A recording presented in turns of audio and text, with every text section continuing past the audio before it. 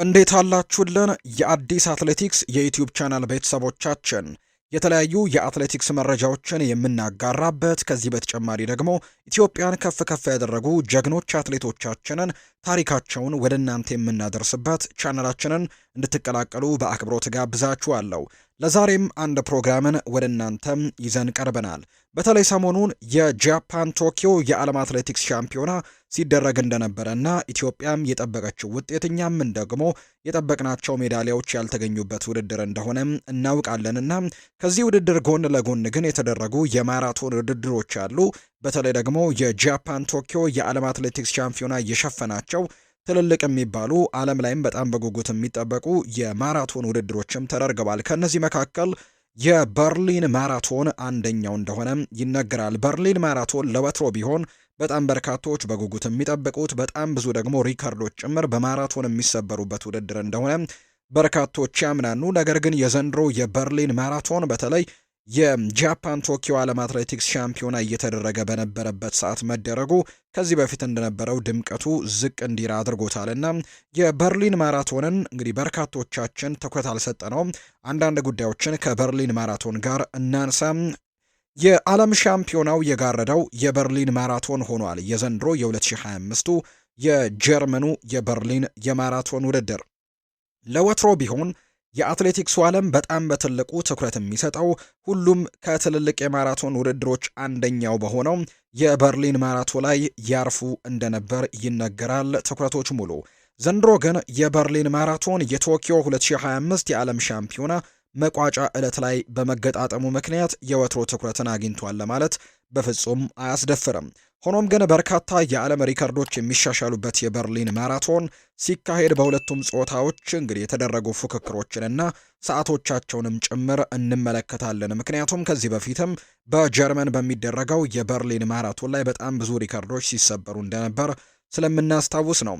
በቶኪዮ ሻምፒዮና የብር ሜዳሊያን ያጠለቀችው የሀገራችን ፈርጥ የሆነችው ትዕግስት አሰፋ የ2023 የዓለም ሪከርድን 2 ሰዓት ከ11 ደቂቃ ከ53 ሰከንድ የታጀበ ድልን ጨምሮ ኢትዮጵያውያን ሴት አትሌቶቻችን ባለፉት ቅርብ ዓመታት በበርሊን ማራቶን 5 ድሎችን ማስመዝገብ ችለዋል።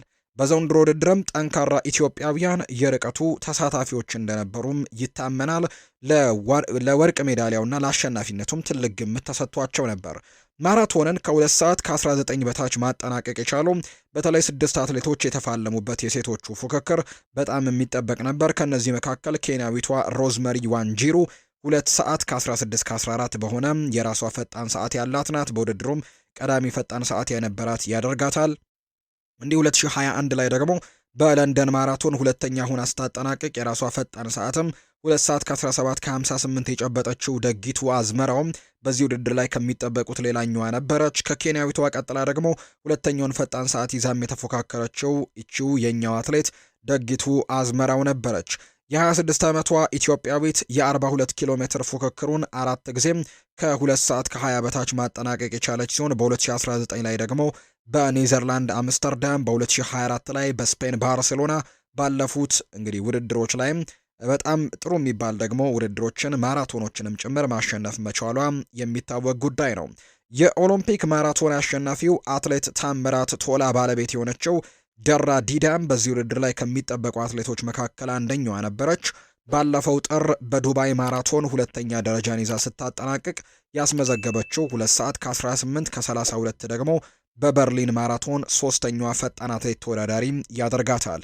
ባለፈው ዓመት በዚህ ውድድር በ2 ሰዓት 18:48 ሁለተኛ ሆና ያጠናቀቀችው መስታወት ፍቅረ በ2022 ቫሌንሲያ ላይ 2 ሰዓት ከ18 ከ52 ያስመዘገበችው ትዕግስት ግርማ በርሊን ላይ ጠንካራ ተፎካካሪ የሚሆኑ ኢትዮጵያውያን አትሌቶች እንደሆኑ በርካቶች ግምታቸውን ሰጥተዋቸው ነበር። እንዲሁ ደግሞ አበሩ አያና 2 ሰዓት ከ20 ከ20፣ አዝመራ ገብሩ 2 ሰዓት ከ20 ከ48፣ ቅዱሳን አለመ 2 ሰዓት ከ22 ከ28፣ አበራሽ ደምሴ 2 ሰዓት ከ25 ከ43 በውድድሩ ላይ በጣም ተሳትፎን ያደርጋሉ፣ ጥሩ ውጤትም ያመጣሉ ተብለው ሲጠበቁ የነበሩ ኢትዮጵያውያን ተወዳዳሪዎች ናቸው። በዚህ በሴቶቹ በተደረገው የበርሊን ማራቶን የ2025 ውድድር የቢኤምደብሊው ውድድር ኢትዮጵያውያን አትሌቶች ሁለተኛና ሶስተኛ ደረጃን ይዘው በማጠናቀቅ ተከታትለው የገቡበት ውድድር እንደሆነ ተመልክተናል። ደራ ዲዳ ደግሞ በበርሊን ማራቶን ሁለተኛ ደረጃን ይዛ ያጠናቀቀች አትሌት ናት። እንግዲህ በበርሊን ማራቶን አትሌት ደራ ዲዳ ሁለተኛ ደረጃን ይዛ ስታጠናቀቅ፣ አዝመራ ገብሩ ደግሞ ሶስተኛ ደረጃን ይዛ ያጠናቀቀች ኢትዮጵያዊት አትሌት ሆናለች። ለ51ኛ ጊዜ በተደረገው የዓለም ሜጀር የማራቶን አትሌት ውድድር ደራ ዲዳ 2 ሰዓት ከ21 ከ08 ደቂቃ ርቀቱን ለማጠናቀቅም የወሰደባት ሰዓት እንደሆነ ይነገራል። ሶስተኛ ደረጃን ይዛ የጨረሰችው ደግሞ አትሌት አዝመራ ገብሩ ደግሞ 2 ሰዓት ከ21 ከ29 ደቂቃ የወሰደባት ሰዓት እንደሆነ ተገልጿል። ውድድሩን ኬንያዊቷ አትሌት ሮዝመሪ ዋንጂሩ ናት በአንደኝነት ያጠናቀቀችው። ሲጠበቁ የነበሩ ተወዳዳሪዎች ናቸው እነዚህ ሶስቱ ተወዳዳሪዎች ሮዝመሪ ዋንጂሩ፣ ደራ ዲዳ እና አዝመራ ገብሩ እንግዲህ ከ1 እስከ 3 አጠናቀዋል። በጣምም ሲጠበቁት የነበሩት አትሌቶችም በሴቶቹ እነሱ ነበሩ። እንግዲህ አንደኛ ደረጃን ይዛ ያጠናቀቀችው ሮዝመሪ ዋንጂሩ ርቀቱን ለማጠናቀቅም 2 ሰዓት ከ21 ከ05 ደቂቃ ፈጅቶባታል። ኢትዮጵያ በሴቶቹ ሁለተኛና ሶስተኛ ደረጃን ይዛ ነው ማጠናቀቅ የቻለችው።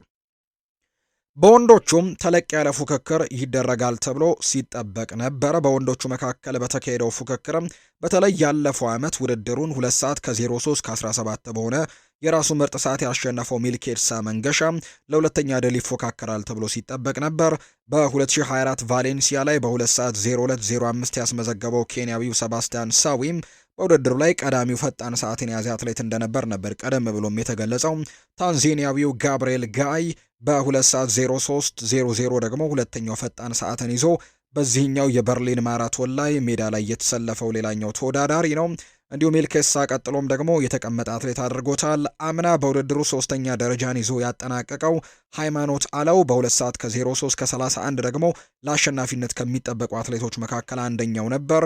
በ2017 እዚያው በርሊን ላይ በ2 ሰዓት 03:46 ሁለተኛ ሆኖ ያጠናቀቀው ጉዬ አዶላ፣ የ2018 የዱባይ ማራቶን ሁለተኛ ሆኖ ያጠናቀቀው ልዑል ገብረስላሴ፣ ሀፍቱ ተክሉ፣ ጭምደሳ ደበሌ፣ ጫላ ረጋሳ፣ ይሁንልኝ አዳነ በተለይ ኢትዮጵያውያንን ወክለው መሳተፋቸው ኢትዮጵያ ከዚህ ውድድር ምናልባት በአንደኛነት ልታጠናቀቅ ትችላለች የሚሉ ግምቶች ሲሰጡ እንደነበር የምናስታውሰው ጉዳይ ነው። ነገር ግን እነዚህ ሁሉ ኢትዮጵያውያን አትሌቶች ቢሳተፉም ውድድሩን ግን ያሸነፈው ለውድድሩም ቅድመ ግምት የተሰጠው ኬንያዊው ሴባስቲያን ሳዊ እንደሆነ ተረጋግጧል። ሴባስቲያን ሳዊ የዘንድሮ የበርሊን ማራቶን ሻምፒዮን መሆኑን ያረጋገጠም አትሌት ነው። በዓለም አትሌቲክስ የፕላቲኒየም ደረጃ ከሚሰጣቸው ትልልቅ ውድድሮች መካከል አንደኛው ነው የበርሊን ማራቶንና ሲደረግም ለ51ኛ ጊዜ በተደረገው ሜጀር ማራቶንም ኬንያዊው አትሌት ሴባስቲያን ሳዊ ነው በበላይነት ይህንን ውድድር ያጠናቀቀው።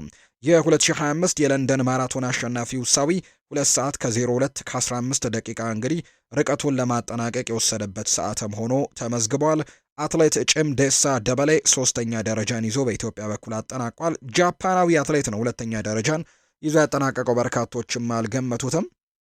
ጃፓናዊው አትሌት ኦካሳኪ አኪራ ሁለተኛ ደረጃን ይዞ በማጠናቀቅም በዚህ ውድድር ላይ ትልቅ ተወዳዳሪ መሆኑን አሳይቷል። በአጠቃላይ ሁለተኛ ደረጃን ደግሞ ጃፓናዊ ሲያገኝ፣ ሶስተኛ ደረጃን ይዞ ያጠናቀቀው ደግሞ ኢትዮጵያዊ አትሌት ጭምደሳ እንደሆነ ተረጋግጧል።